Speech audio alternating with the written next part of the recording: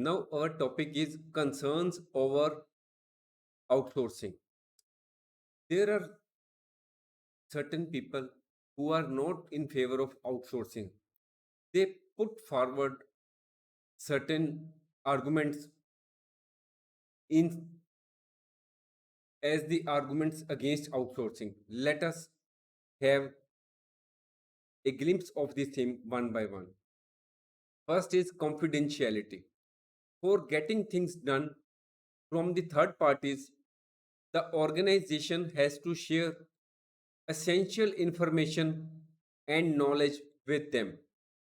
If the outsourcing partner passes the confidential information to the competitors, it can harm the interest of the organization. If outsourcing involves complete process or products, there is a further risk of the outsourcing partner starting up a competitive business. Next argument forward by the people against outsourcing is resentment in the home countries. Outsourcing activities from other countries ultimately result into switching of employment opportunities from the home country to other countries. If the home country is suffering from the problem of unemployment, then outsourcing may cause resentment in the people of the home country. Third point is sweet shopping. As the firms that outsource seek to lower their costs, they try to get the maximum benefit from the low cost manpower of the host countries. Now, the fourth point is ethical concerns. There could also be ethical concerns regarding outsourcing, such as a shoe company outsourcing its manufacturing activities to company of another country.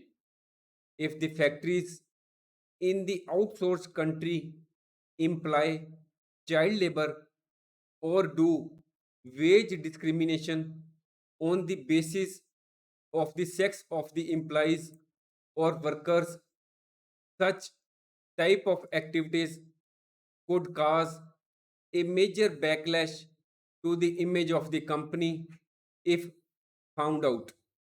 An example: Nike is a multi billion sportswear company and it has been accused of implying child labor in the past in Pakistan and Cambodia. Fifth is quality issues. Every organization has a reputation for quality work, but outsourcing is more likely to cause specific quality issues. If the contractor does not maintain the quality time and again, the company may lose goodwill, projects, and the business. There are many pros and cons of outsourcing. We should carefully consider each of them before deciding for or against this strategy. We must also ensure that the benefits of outsourcing exceed its drawbacks.